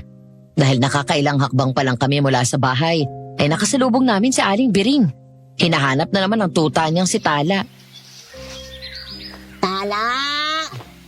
Chu! Chuchu! Nasaan ka? Hinahanap na naman si Tala. Sinabi na kasing Itali eh. Ano ba naman yan? Mag-aalok pa tayo ng tulong? Oh, ano pa nga ba? Makabayang tungkulin. Matanda yan, alangan naman pabayaan natin. Kita mong iika na maglakad eh. Dala na ang aming sinumpaang tungkulin na tumulong sa komunidad, hindi namin natiis si Aling Biring. Kaya naman nilapitan namin siya. Tinanong ng ilang beses tungkol kay Tala at nakihanap na rin kami. Hanggang sa umabot kami sa masukal na parte ng palayan. Tala! Chu! Halika na! Uwi na tayo, kakain na. Aling Biring, saan niyo ba talaga huling nakita o nakasama si Tala? Ay, ang totoo niyan, Alisa. Malayo kasi ang nararating ng akin si Tala. Palagi ko kasi siyang isinasama sa mga lakad ko at sa mga pagkakataon na nandito kami kapag nangunguha ko ng halamang gamot. Sana nandito rin sa Aurora para mas marami tayo naghahanap. Nasaan na nga pala si Aurora? Bakit di niyo siya isinama sa paghahanap kay Tala? Si Aurora? Bakit niyo hahanapin sa akin si Aurora? Hindi naman kami nagkita pa ulit. Matapos niya akong bigyan ng inuming melon. Pero sabi ni Mang Banoy, nakitulog daw sa inyo si Aurora. Nagpaalam daw sa kanya. Parang may naririnig akong taon ng tuta sa banda ron ah. Sa pangunguna ni Tommy, tinakbo namin ang pinanggalingan ng tahol ng tuta. Paghawi namin ng talahib, nakita namin si Tala. Ipit sa isang bear trap ang paa niya at may nakahaing platito na may hilaw na atay sa malapit. Pero hindi maabot ng tuta kung hindi siya makakatakas mula sa bear trap. Nang makita ni Aling Biring ang nangyari sa kanyang alaga, napaiyak na siya. Ako man ay naluha. Napakalupit naman. Ang liit lang ng kalaban, bakit kailangan ganunin? Diyos ko, Tala! Sino namang may gawa nito sa iyo? Bakit ka naman sinaktan? Kalma lang kayo, Aling Biring. Pakakawalan natin si Tala. Pagkatapos ay gagamutin ko siya. Dahil mas malapit ang bahay ni Aling Biring, doon na kami dumiretso. Isang simpleng bahay na luma pero hindi nakakatakot. Maraming halamang gamot ang nasa harapan ng bahay niya. Malinis at presko naman ang loob ng bahay niya. Isang lugar na komportable at ligtas. Sa madaling salita, isang tahanan. Hindi ko mapigilan ang sarili ko na magsalita. Ang ganda ng tahanan ninyo, Aling Biring. Maganda? Alam ko kung sino ang ama mo, Alisa. Kumpara sa mga pag-aari ng mga mansyon ng lalaking yon, walang-wala ang bahay na ito. Maaari nga, pero ang lahat ng iyon, hindi mo may tuturing na tahanan. Kulang sa pagmamahal. Pera at karangyaan lang ang laman. Walang kibo si Aling Biring na nilapitan ako at niyakap. Yung uri ng yakap na hindi superficial, kundi yakap na mainit at may sinseridad. Naramdaman kong tumulo ang luha sa mga mata ko at tuluyan na akong napaiyak nung naramdaman kong marahan niyang hinagod ang likod ko. Nang sa wakas ay tumahan na ako, ginamot ko na si Tala. Maraming salamat sa tulong ninyong dalawa ni Tommy, ha? Mahimbing na ang tulong nitong si Tala. Aling Biring, pwede po bang malaman kung paanong naging alaga ninyo si Tala? 15 taon nang nakalilipas, may iniwan daw na tuta sa barangay hall. Walang may gustong kumukop dahil marami sa mga matatanda dito ang naniniwala sa aswang. Ang bintang ng lahat kay Tala, isa siyang aswang na nagbabalat kayo na tuta. At kinupkop niyo siya. Oo, naaawa ako eh. Dahil kung walang kukup-kup sa kanya, papapatay na lang siya kay Banoy. Hindi ba kayo nagtaka kung bakit hindi lumalaki ang tutang yan? Hindi ako mangmang, Alisa. Abay natural. Nahalata ko. Pero iniisip ko na lang na baka isa siyang engkanto na hindi makabalik sa kaharian nila. O kung aswang man siya, kagaya ng bintang ng iba, nakahanda naman akong protektahan ng sarili ko. Kung sasabihin ba namin sa inyo na nakita na namin si Tala, bago niyo pa siya naging aso, maniniwala ba kayo? Kailan? 15 taon nakakalipas, isang maulan na gabi, sa harap ng isang bahay sa ilalim ng mga duranta, nakuha namin siya na may malalim na sugat sa kanang balikat. Aling Biring, Salamat ulit sa tulong ninyo kay Tala, ha? Pero pwede bang iwanan na muna ninyo ako? Saka na tayo mag-usap. Ay, medyo sumama ang pakiramdam ko. Obvious na itinataboy na kami, kaya magalang kaming nagpaalam sa kanya at umalis na. Pagdating ng hapon, mga bandang papagabi na, nakita namin si Aurora sa kusina. Naghahanda siya ng hapunan pero pipilay-pilay siya. Aurora, nandiyan ka na pala. Kumusta? Ayos naman ako, Tommy. Bakit? Anong nangyari sa'yo? Bakit ka pilay? Hindi ko alam eh. Nagising na lang ako na may benda ako sa may binti. Sa tingin ko, nasugatan ako ng malaki. Tommy, bakit? Anong problema? Mahina, alala akong gagawin ko. Diyan na muna kayo ha. Anong nangyari kay Tommy? Di ko din alam. Dahil matapos naming tulungan si Tala at nung makausap namin si Aling Biring, nag-iba si Tommy. Naging abala siya sa pagbabasa ng mga bagay na hindi ko lubusang naiintindihan.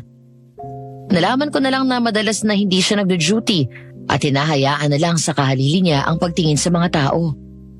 Isang araw na patamang walang masyadong pila ng pasyente sa akin. Nakatikatihan ko na silipin si Tommy. Kaya pagdating ko ng bandang tanghali, naisip kong baka may maitulong ako pero hindi ko siya nadatnan. Alaysa, bakit? May kailangan ka ba sa akin? Mang Banoy, bakit nandito kayo? Tumulong lang ako dito kay Doc Henry. Alam niyo ba kung nasaan si Tommy? Tayo na sa labas. Doc Henry, maiwan ko muna kayo saglit ha. Kausapin ko lang si Alaysa. Ano ang problema, Mang Banoy? Bakit kailangan pa nating lumabas? Ayokong magtunog nagsusumbong. Pero ang totoo niyan napakadalang nang pumunta ni Tommy dito sa klinika. Nagre-reklamo na nga si Doc Henry kaya tinutulong-tulungan ko na lang. Ano kayang nangyayari sa lalaking yun? Kahit si Aurora ay nadadalas din sa paglabas. Napansin mo ba siya ngayong umaga? Hindi. May ilang araw na nga si Aling Rosa naghahanda ng pagkain. Akala ko naman may iba kayong ipinagagawa sa kanya kaya hindi na ako kumikibo. Sinagot niya lang ako ng kung anong hindi ko maintindihan. Pagkatapos ay sinabing siya na ang bahala. Bahalang ano? Yun agad ang pumasok sa isip ko. May kung anong bumabag-habag sa akin. May nangyayaring kakaiba dito. Dahil sa pag-iisip ng kung ano-ano, nalimutan ko na kumain ng hapunan at nakatulog na ako. Ilang oras na siguro akong tulog nang biglang nakarinig ako ng mahinang katok sa pinto ko. Pagtingin ko sa orasan, pasado 11:00. Inaantok-antok pa ako nung buksan ko ang pinto. Para lang tuluyang magising dahil biglang tinakpan ni Tommy ang bibig ko at dali-dali akong kinaladkad papasok ng kwarto. Ano ba? Please, huwag kang maingay. Kailangan kitang kausapin. Ano bang kalokohan to ha? Bakit tayo pumubulong? Tsaka, ano ba yun? Ang baho mo. Kailan ka ba huling naligo? Saka na natin pag-usapan yan. Makinig ka muna sa sasabihin ko. Kutob ko. Aswang si Aurora. Ano? Saan naman ang galing yan? Tsaka, saan ka pa kasi nagpupunta? Pati trabaho natin dito, pinababayaan mo na. Galit na si Doc Henry. Buti nga't hindi nagsusumbong Dahil kasi ang paniniwala niya, malakas tayo sa lalaking yon. Alaysa, tulungan natin si Aurora please bago mauli ang lahat. Ayon kay Tommy, noong araw na biglang sumama ang pakiramdam ni Aling Biring, kinutuban siya na magkakonekta ang mga nangyari sa paligid namin. Ang galit ni Aling Biring kay Mang Banoy, ang kumakalat na bintang kay Aling Biring na mangkukulam at siya ay isang kaibigan ng aswang, at ang trauma ni Aurora. Sa ilang araw na hindi siya nag-duty sa klinik, nag-amoy-amoy siya sa paligid. Nalaman niyang may samahan ang namamaslang ng aswang noon at kabilang si Aling Biring, Mang Banoy at isang lalaking nagngangalang Rogelio. Dahil doon nagpasya siyang dalawin si Aling Biring pagdating ng hapon. Tommy, bakit? Anong problema? Halika, tuloy ka. Salamat ho. Maupo ka. Anong maitutulong ko sa iyo? Aling Biring, hindi na po ako magpapaligoy-ligoy pa. Bakit po kayo umalis sa pamamaslang ng mga aswang? Ilang sandaling katahimikan ang namagitan sa kanilang dalawa. Bago walang kibong tumayo si Aling Biring. Pumasok siya sa isang kwarto at paglabas niya ay may dala na siyang album. Para saan mo itong album? Tingnan mo ang mga larawan dyan. Habang sinasagot ko ang tanong mo, kabataan kami noon. Labas-masok ang mga dayo sa lugar na ito. Gayong wala namang ibang makikita rito, kundi iilang pasyalan. Baka naman dahil sa lupang pwedeng pagsakahan. Iyon din ang unang naisip ng mga taga rito, hanggang sa nagkaroon ng kaso ng mga pinapatay dito sa lugar namin. Karamihan ay mga dayo ang natatagpo ang parang nilahapan ng kung ano. At iniisip niyong aswang ang may gawa nun? Noong una, hindi. Hanggang sa napatay ang kapatid na babae ni Banoy. Doon niya itinatag ang samahan ng mga namamaslang ng aswang. Katawang niya kami ni Rogelio. Matalik namin siyang kaibigan at kasintahan ng kapatid ni Banoy. At may napatay na bang kayong aswang?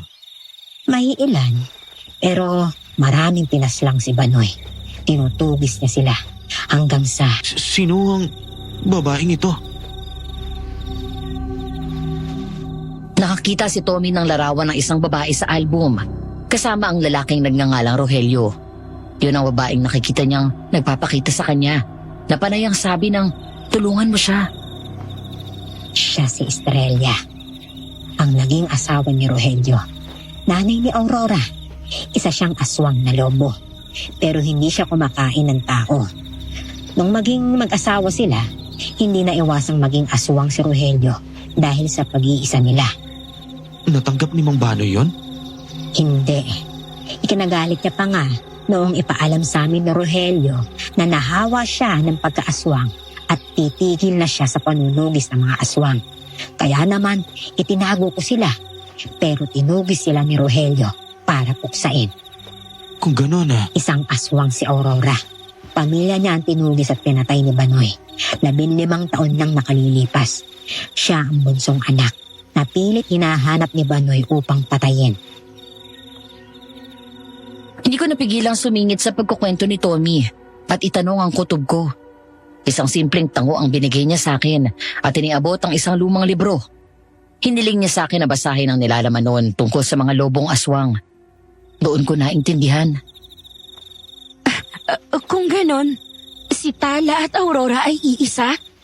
Oo, iisa sila. Ang dahilan kung bakit pinapahanap ni Aling Biring kay Aurora ang tuta ay dahil umaasa siya na baka sakaling makaalala na si Aurora. Kung sakaling mangyari yon, balak niyang patakasin siya para ilayo kay Mang Banoy. Anyong tuta si Aurora dahil mahina pa ang kapangyarihan niya. Pero may pagkakataon na biglang sumisigid ang lakas ng kapangyarihan ng aswang at maaaring... Kung ganon, posibleng siya yung higanting aso na nakita ko nung gabing yon. Oo, gano'n na nga. At kung bakit pipilay-pilay si Aurora nung makita mo siya. Siya nga pala, kumusta na si Aurora? Hindi na kami nakapag-uusap simula nung malaman ko ang totoo. Ngayong nabanggit mo yan, hindi ko pa siya nakikita. Ganun ba? Masama ang kutob ko, Eliza. Hanapin natin siya. Ibig mong sabihin ngayon? Oo. Hoy, maghahating gabi na. Eliza, pag nagpatakang dilim, mabubuhay ang mga aswang. Ito ang saktong oras para maghanap. Nung marinig namin na lumangit-ngit ang sahig, panabay kami ni Tommy na napasenyas na manahimik. Pigil ang hininga ay matiim kaming nakinig sa paligid. Ganun na lang ang pagkabigla namin ng... Ay, nako. Akala ko lang siguro. Mukhang tulog na ang dalawang pakialamerong yun. Kitam. Kahit anong paglagit-git ko na sahig, walang reaksyon. Matalab nga talaga siguro pampatulog na inihalo ko sa hapunan nila. Makaalis na nga. Ano yun? Ewan ko. Boses ni Mang Banoy yun, di ba? Mabuti pa sundan natin siya. Baka kasama niya si Aurora. Ganun na nga, Madam Venus. Sinundan namin si Mang Banoy. Nag-alala pa nga kami ni Tommy kung paano namin siya susundan kung sakaling gamitin niya ang pick-up. Pero naglakad lang talaga siya. Sa likod ng mga bahay siya dumadaan. Animoy isang kriminal na may pinagtataguan. Mga mahigit 30 minuto namin siyang sinundan hanggang sa makarating sa may paanan ng bundok. Kumanan siya sa maliblib na parte nun. Pasunod na sana kami nung may tumapik sa mga balikat namin. Pero bago pa kami makasigaw ni Tommy, may tumakip na kamay sa mga bibig namin. Amoy halamang gamot yun. Lunukin niyo yung mga sigaw ninyo kung ayaw niyong tadtarin tayo ng buhay ni Banoy.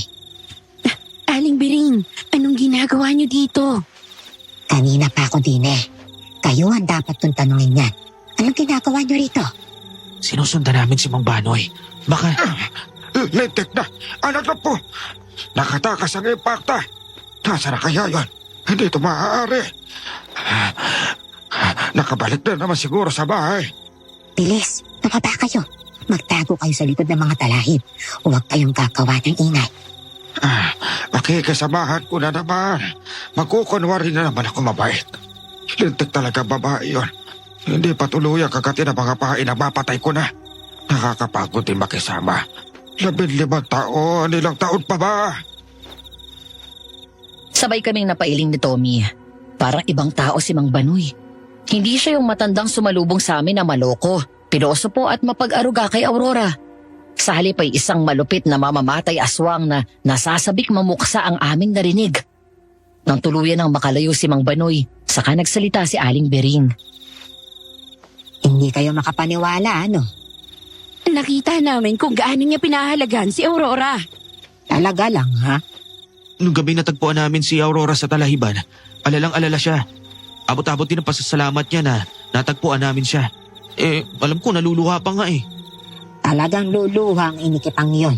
Paano kung makatakas si Aurora sa kanya, hinding-hindi niya matutupad ang kagustuhan niyang lasunin ang pamilya nila. Naku po, nagbalik yata si Mang Banoy. Hindi, iba ito. May aswang sa paligid. Madali kayo, manakbo na tayo. Naku po, inahabot tayo. Tommy! Isang higanting aso na puting-puti ang nakita namin. Nakakakilabot ang laki nun. Kumikinang ang balahibo na parang gawa sa pilak. Naglalakihan ang kuko at pangil.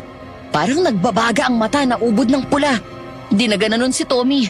Sasama na sana ako kay Aling Bering para manakbo nang makita ko ang pilat sa kanang balikat ng aswang. Tala! Hindi, Aurora! Ikaw si Aurora, hindi ba?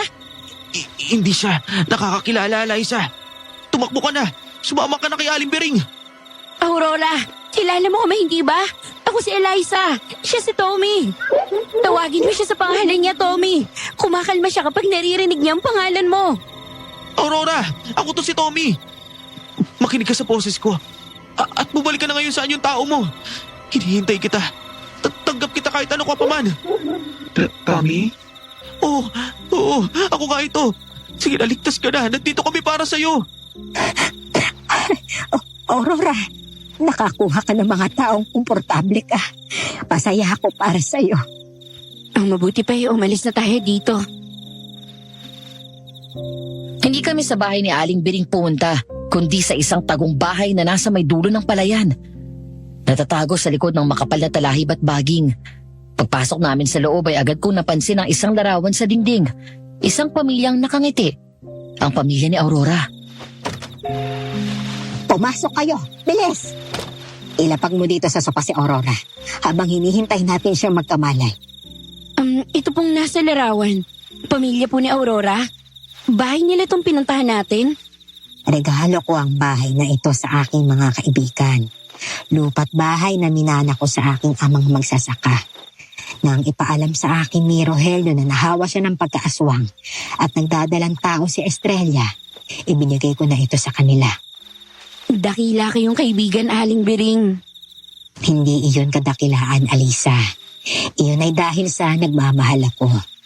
Lihim kong iniibig si Rogelio at itinuring ko ng parang kapatid si Estrella. Ayoko silang mawala sa akin. Kaya nang magsabi silang magpapakalayo-layo sila, dito ko sila pinatira. Kaya pala dumadayo kayo rito kasama si Tala.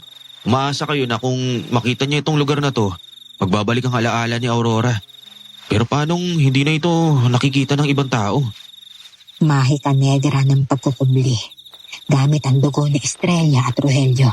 Ibinahayad ko ang aking kakayanan na manggamot. Kaya simpleng herbolarian na lamang ako. Kung ganun, paanong natuntun sila ni Mang Banoy? Ay, kasalanan ko. Isang araw bigla na lang nagsabi si Mang Banoy sa samahan nakakalas na siya at itigil sa pagiging manunugis ng aswang. Ilang linggo siyang nagkulong sa bahay niya hanggang sa nabalitaan ni Aling Bering na nagkasakit na si Mang Banoy. Kaya naman nagpasya si Aling Bering na dalawin ng kaibigan para ipagluto at bigyan ng halamang gamot. Ano ba namang kalat ang bahay mo? Ang baho na dito Kaya ka nagkakasakit Ano ba, Bering? Tigilan mo yung paghawi na kortina nakakasilaw. Kailangan mong maarawan. Paupo ka. Kainin mo itong tinolang manok na dinala ko. Nagkatay ako ng isa sa mga native na manok ko. Nagabala ka pa. Abay, sino pang magdadamayan kundi tayo magkaibigan? Salamat, Bering. Nang matapos kumain si Mang Banoy ay pinunasan siya ni Aling Bering. Pagkatapos ay nilinis niya ang buong bahay nito at ipinaglaba. Pagdating ng hapon nung pauwi na si Aling Bering, nakiusap si Mang Banoy na mag-usap silang dalawa. Ganito ba ang lungkot na nararamdaman mo nung nawala sina Rogelio at Estrella? Nung umalis sila, gawa ko. Dahil sa galit na galit ako at nagbanta pagpapatayin ko sila. Hindi kita naiintindihan, Banoy. Nalulungkot ako, Bere. Nagsisisi. Napagtanto ko na sobra ang kalupitan ko sa ating kaibigan. Hindi ko man lang sila binigyan ni Estrella ng magkakataon na ipakita sa akin ang katotohanan sa sinasabi nila. Hindi sila kumakain ng tao. Nauunawaan naman nila ang pinagdadaanan mo. Batid nila na kaya sobra ang galit mo sa mga aswang ay dahil sa nangyari sa nakababata mong kapatid. Pero mali na basta ko lang sila inusgahan, hindi ba? Sabihin mo sa akin, Bering, talaga bang hindi sila kumakain ng tao? Napatunayan mo ba? Oo, mga isda at hayop sa bukid ang kinakain nila. Gusto kong humingi ng tawad kina Rogelio at Estrella. Nagsisisi ako sa mga ginawa ko sa kanila. Dahil sa loob ng isipan ko, itinaboy ko sila. Nahabag si Aling Bering kay Mang Banoy at ikinatuwa din niya na nagbago na si Mang Banoy. Kaya naman ang gabing yon, dinalaw niya ang kanyang mga kaibigan. Nabigla pa nga si Estrella nung mapagbuksan siya ng pintuan. Ay, magandang gabi, Estrella. Nandiyan ba si Rogelio? Wala. Alam mo na, tinuturuan na niyang kumuha ng pagkain nila ang mga bata. Si Aurora lang nga nandito. May sadya ka ba sa kanya? Ang totoo niyan, ang sadya ko ay sa inyong dalawa. Bakit? May problema ba? Oh, halika, tuloy ka. Pag-usapan natin. Upo ka. Gusto mo ba ng maiinom? Hindi problema kung hindi magandang balita ang dala ko. Ah, siya nga. Ano magandang balita naman yan? Gusto ni Banoy na makipagbati na sa inyong dalawa. Ah, hindi nga. Talaga ba? Oo, bay naiyak pa nga siya nang kausapin niya ako Pinagsisisihan niya na raw ang ginawa niya sa inyo noon. Balak ko siyang dalhin dito para magkausap-usap tayo. Pero bago ko gawin yon, gusto ko munang kunin ang permiso ninyo ni Rogelio. Oo. Bakit naman hindi? Sige, dalhin mo siya dito. Naku, sigurado matutuwa ng sobra si Rogelio sa balitang to. Umuwi si Aling Bering na puno ng saya ang puso dahil sa wakas ay mabubuo na ulit silang magkakaibigan. Balak sana niyang puntahan si Mang Banoy kinabukasan, pero may biglaang nanghingi ng tulong niya kaya gabi na siya nakapunta. Pero wala siyang dinatnan sa bahay ni Mang Banoy. Bigla ang sipa ng kaba sa dibdib niya. Lakad takbo ang ginawa niya, pinuntahan ang bahay ni Rogelio at Estrella. Nanrimarim siya sa dinatnan. Patay na ang dalawang bata at si Rogelio. Habang si Estrella naman ay nakalugmok sa sahig at tinututukan ni Mang Banoy ng shotgun. Nakahagip ni Aling Bering ang 2x2 at hinataw si Mang Banoy. Katapusan mo na, aswang! Bering, dumating ka. Tayo na, Estrella. Sumama ka sa akin. Bere! Traitor ka! Takbo! Nanakbo sila ni Estrella sa kakahuyan. Tumigil lang sila nung tingin nila yung naligaw na nila si Mang Banoy. Abot-abot ang hiling ng tawad ni Aling Bering sa kanyang kaibigan. Patawarin mo ko, Estrella. Ako ang may gawa. Hindi, Bering. Wala kang kasalanan. Talagang hayop lang si Banoy. Kumatok siya sa tahanan namin. Ang sabi niya, itinuro mo ang bahay nila. Tanda ng pagtitiwala mo sa intensyon niya. Hindi ko itinuro sa kanya. Ay naku po, Nasundan niya siguro ako kagabi nang puntahan ko kayo. Pinagbuksan siya ni Rogelio. Sinalubong na maganda. Bigla na lang sinaksak niya ng krus si Rogelio sa balikat. At pagkatapos ay pinakita sa amin ang wala ng buhay na katawan ng aming panganay. Katawan, kasalanan ko ang lahat. Sana hindi ako naniwala sa kunwari niyang pagsisisi. Nandito siya. Nasundan niya tayo. Paano niyang nalaman kung saan tayo nananakbo? Tayo na, malakbo na tayo. Ah! May sugat ka. Natural may sugat ka, Estrella. Sinagurado ko masusugatan kita para masundan ko ang patak ng dugo mo mula sa mga sugat mo. Tama na, Banoy. Tumigil ka na. Maawa ka. Napatay mo na si Rogelio. Kahit man lang si Estrella ay pabayaan mo na. Umalis ka dyan, Bering. Huwag kang humarang. Hindi mo ako maaawat. Salot ang mga aswang. At ang babaeng niya na may kasalanan kung bakit nahawa si Rogelio, dapat sa kanya ipuksain. Hindi. Kakailanganin mo akong patayin. Bering! Nahilo si Aling Bering dahil sa lakas ng pagtama ng puta ng baril sa sentido niya. Tanging mga hiyaw ni Estrella ang narinig niya hanggang sa tuluyan siyang mawalan ng malay. Nang magising siya, tanging ang bangkay ni Estrella na tadtad ng saksak ang namulatan niya. Muntik na niyang hindi makilala ang kaibigan dahil sa halos durog na ang ulo sanhi ng tama ng shotgun. Balik sa kasalukuyan sa loob ng bahay ni Rogelio at Estrella, nag-uunahang pumatak ang luha sa mata ko. Namalayan ko na lang na umiiyak na pala ako nang maramdaman ko ang mainit na likidong pumapatak sa mga kamay ko na nakapatong sa aking hita. Matapos ang gabing iyon, inisip ko na lahat ng pamilya ni Estrella at Rogelio ay napasalang ni Banoy. Pero mali ako dahil paglipas ng ilang araw, nakita kong may ipinapaampong tuta ang barangay. Alam kong si Aurora iyon. Pero paano pong napunta si Aurora kay Mang Banoy? Ang sabi niya, sumalpok daw po sa tagiliran ng pick-up niya. Unang beses na nag-anyong tao ulit si Aurora noon. Nagsisisigaw siya. Ang tanging laman ng isipan niya ay ang gabing pinaslang ang pamilya niya. Sinikap ko siyang habulin. Pero nakatakbo na siya. Nakita ko na lang na binubuhat siya ni Banoy. At naisip ninyo na mas mabuti nang mapagkamalan siya ni Mang Banoy na isang ligaw na bata na walang alaala kaysa naman sa mapatay siya. Ganun na nga. Pero mali na naman ako. Dahil mulat sa pool pala ay alam ni Banoy kung ano talaga si Aurora. At kung ako ang tatanungin, mukhang sinisikap talaga ni Banoy na buhayin ang brutal na pagkatao ni Aurora. Nagpasya kaming bumalik ni Tommy sa bahay. Balak namin kumprontahin si Mang Banoy. Inisip namin na ano bang magagawa ng isang 70 years old na matanda.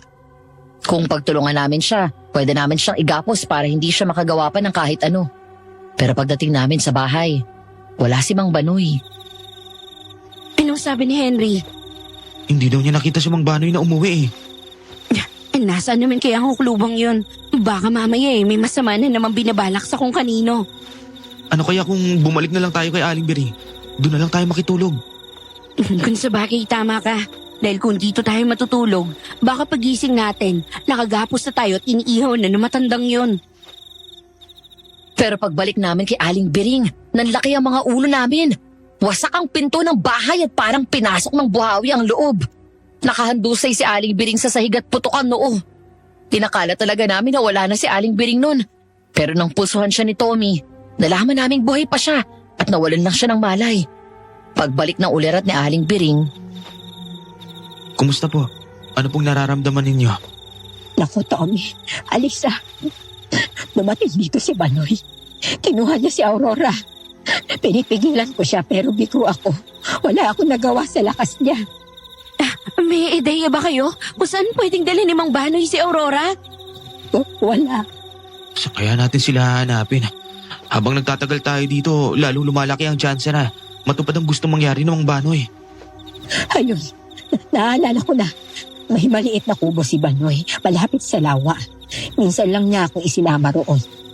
Pero tanda kong sinabi niya na kapag may mahahalaga siyang gagawin, doon siya pupunta. gusto man naming iwan si Aling Bering pero nagpumalit siya at sinabing hindi namin mararating yung lugar kung di namin siya kasama. At tama nga siya. dahil kinailangan pa naming magbangka. Pagkatapos ng ilang minutong biyahe, dumaong na kami at natanaw namin ang isang kubo. Ganon na lang ang karipas ng takbo ni Tommy patungo sa naturang kubo nang marinig namin ang tili ni Aurora. Inabutan namin si Tommy na nasa loob ng kubo, nakalutang sa ere habang sakal-sakal ni Mang Banoy. Banoy, bitiwan mo si Tommy. Ano ito? Paano? Nabigla ka ba, Liza? Na isang 60 anyos na kagaya ko ay kaya ito? Tatay Banoy, parang awa mo na. Huwag mo saktan si Tommy. Manahimik ka dyan! Huwag mo ako matawag-tawag na tatay. Hindi kita anak. Kailanman na hindi ako magiging tatay ng aswang na kagaya mo. Hindi ako aswang. Tao ako. Tatay, tama na po to. Umuwi na tayo. Ayoko dito. Nakagapo si Aurora habang nakaluhod sa telang may mga simbolo na hindi ko lubos na nauunawaan. Tapos may nakasabit na naghihingalong baboy sa harapan niya.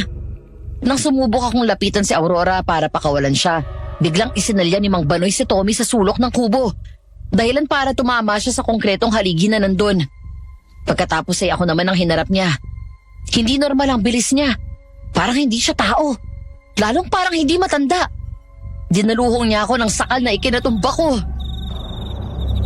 Kung nananahimik na lang kayo at inayaan nyo na lang ako sa dapat kong gawin, wala sana masasaktan. Mang Banoy, magunos dili ho kayo. Tay, wag! Alam ko po, hindi kayo masama. Bitawan niyo po si Alisa. Huwag kayong manakit. Wala nang masasaktan kung gagawin mo lang ang gusto ko. Magadyukas, wag ka na!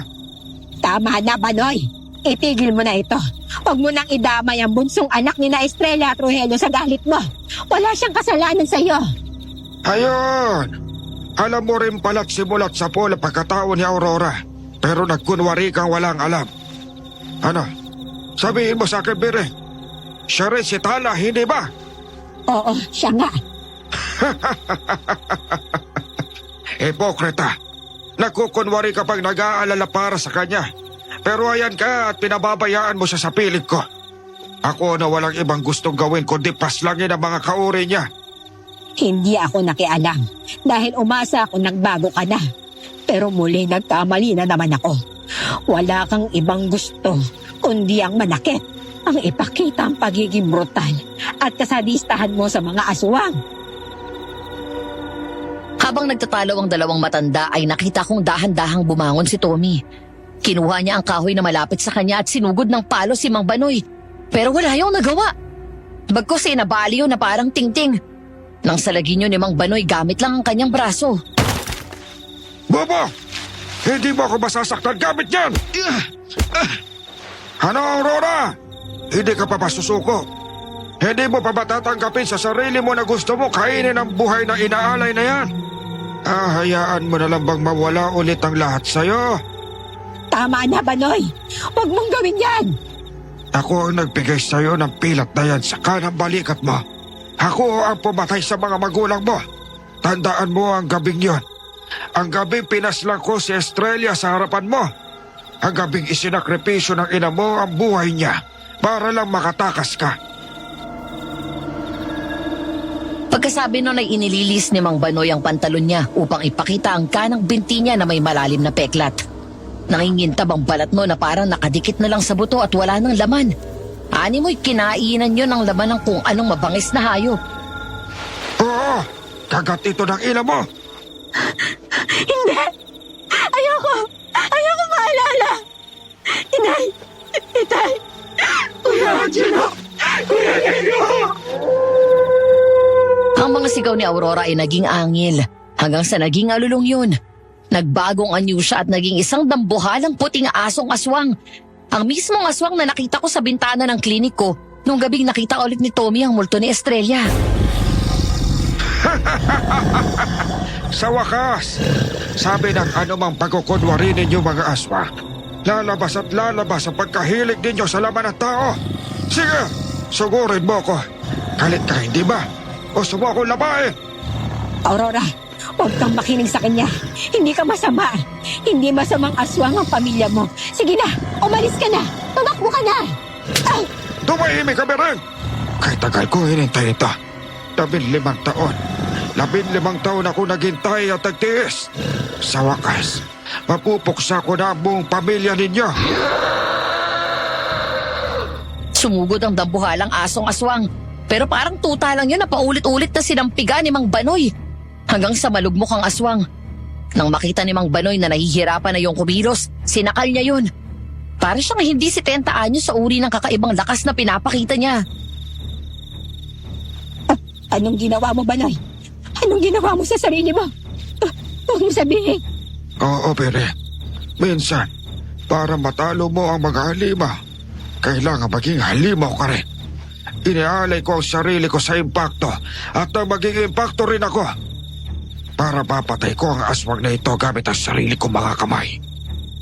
Sinubukan ni Tommy na umawat, pero maging siya'y hindi pinalampas ni Mang Banoy. Gamit ang isang kamay, sinakal siya ni Mang Banoy at talagang may intensyon na tuluyanin siya. Ikaw, ilang beses na kita pinalampas, pero mukhang gusto mo mauna. Pues, magbibigyan kita! Bitawan niyo, kaibigan ko! Hayop kayo, Mang Banoy! Isa pa, para kayong mga lagaw. Ayaw din nyo magsitigil. Etong sa'yo! Sumugod ako para patigilin si Mang Banoy pero bigo din ako. Habang sakal niya si Aurora at Tommy, tinadyakan niya ako gamit ang kaliwa niyang paa. Naramdaman ko na lang na humataw ang likod ko sa isang maliit na tokador. Halos panawan ako ng ulirat sa sakit. Tumalsik pala ako sa lakas ng pagkakatadyak niya sa akin. Doon ko narinig na muling umalulong ang asong aswang. Mas malakas, mas mahaba. Kasunod nun, nagbago ng anyo ang asong aswang. Naging malaking lobo na may itim na balahibo. Walang ano-ano'y nabaliktad ang sitwasyon. Nabitawan ni Mang Banoy si Tommy at siya nang nakalutang sa ere, sakal-sakal ng aswang.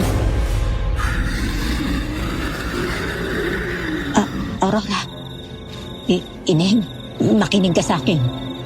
Hindi ito ang gusto ni Estrella at Rogelio para sa'yo. Hindi ka masamang tao. Muling nagbagong anyo si Aurora. Nagbalik siya sa pormang tao, pero nandun pa rin ang katangian ng isang aswang. Magulong buhok, busangot na muka, nanilisik na mga namumulang mata, mahahabang kuko at naglalakihang pangil. Nang magsalita siya, punong-puno yun ng puot. Pinatay na lalaki nito ang pamilya ko.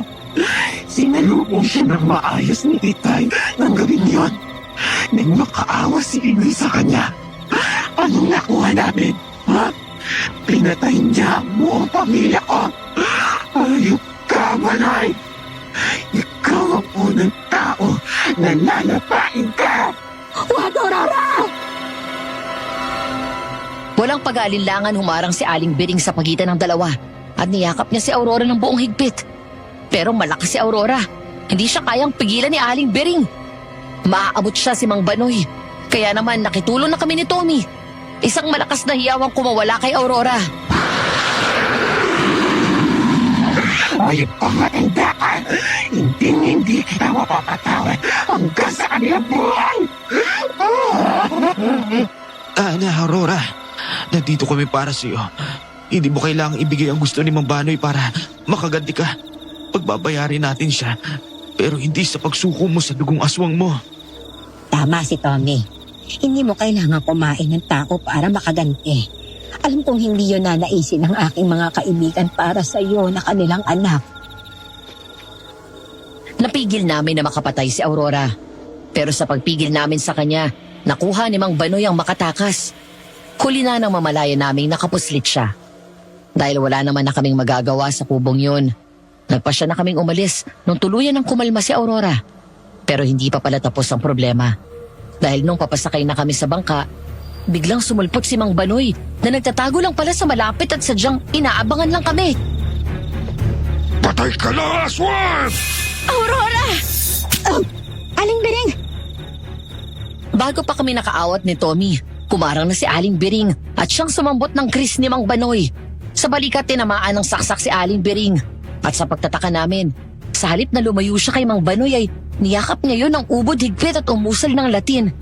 Dinukot niya ang dugo na umaagos mula sa sugat niya at ikinrus yun sa noo ni Mang Banoy. Sanguine meo, te crucifigo. Alay ang aking dugo. Saksi ang mga espiritu sa paligid at ang elemento ng katubigan. Tinatapos ko na ang kasamaan mo! Binay! Ano ginagawa mo? Ikakamatay mo yan! Bawiin mo! Bawiin mo ito! Bitawan mo ako! Hindi, Banoy. Dapat ay noon ko pa ito ginawa. Sa ngalan ng aking mga ninuno, inaalay ko ang aking buhay. Tigil mo na yan, Binay! Kailangan ko pang patayin ang salot na yan! Ang anak ng babaeng nang agaw ng lalaking mahal mo at siyang binahal ng aking kapatid! Kunin niyo na din kami bilang kabayaran sa lahat ng aming kasalanan. Nakakakilabot ang sumunod na eksena. Mula sa lawa ay naglalaki ang mga galamay ang lumabas at pumulupot kay Aling Biring at Mang Banoy. Kumawala si Aurora sa pagkakayakap ni Tommy at tinakbo si Aling Biring. Pilit niya yung hinihigit paalis sa tubig ng lawa. Aling Biring, dito lang kayo. Huwag kayo sumama. Utang na loob, dito lang po kayo. Aurora, masaya ako nakatagpo ka ng mga kaibigang makakasama mo. Hayaan mo na ako, ha? Para naman kapag nakita kami ng mga kaibigan ko, ng mga magulang mo, may masasabi akong magandang nagawa ko para sa anak nila. Hindi! Wag! Ayoko! Tommy, Alisa, bahala na kayo sa aming Aurora. Aling Biring! Niyakap ni Tommy si Aurora at hinayaan niya itong umiyak sa kanyang dibdib. Sa pagsilip ng mga unang sinag ng araw, isang aparisyon ang nakita naming tatlo. Ang multo ng nanay ni Aurora, si Estrella. Maraming salamat sa inyo. Mamuhay ka ng maligaya, anak. Palagi lang ako sa tabi mo. Mahal na mahal kita. Maraming salamat po, Inay. Salamat po sa hindi niyo pag-iwan sa akin.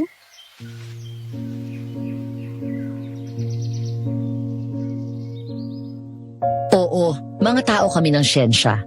Isang doktor at isang veterinarya.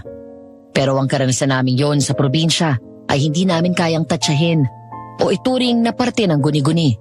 Matapos ng pangyayaring yon, sinikap naming mabuhay ng normal kasama si Aurora.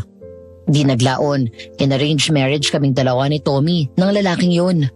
Siyempre, inilaban naming dalawa na ayaw namin sa simbahan. Kaya sawis kami. Natural bitbit namin si Aurora na nasa anyo ni Tala. Dahil sa totoo lang, kasal nilang dalawa yon. Proxy lang ako at nanatiling ganun ang setup namin. Sila ni Aurora at ako naman ay may long-time girlfriend na napakasalan ko na sa Vegas. Ipinakita sa akin ang karanasan namin yon na may pagmamahal na sadyang mapagbigay. Handang gawin ang lahat para sa taong pinapahalagahan nila. Magdaan man ang ilang taon, kahit pa matagal nang yumao yung tao, dala-dala pa rin nung naiwan yung pagmamahal. Hindi nagmamaliw. Pinatunayan din noon na totoo ang multo at ang pagmamahal ng isang ina ay hanggang sa kabilang buhay. Pero ang pinakatumatak sa akin ay ang aral na tinuro sa akin ng karanasan na yon, na totoong may mga ipinanganak na halimaw. Ang ilan ay naging halimaw dala ng sitwasyon at pagkakataon. Pero ang pinaka nakakatakot ay ang mga halimaw na nagsusuot ng maskara sa anyo ng taong lubos nating pinagkakatiwalaan. Dito ko na po tinatapos ang aking sulat, Madam Venus. Lubos na gumagalang, Alisa.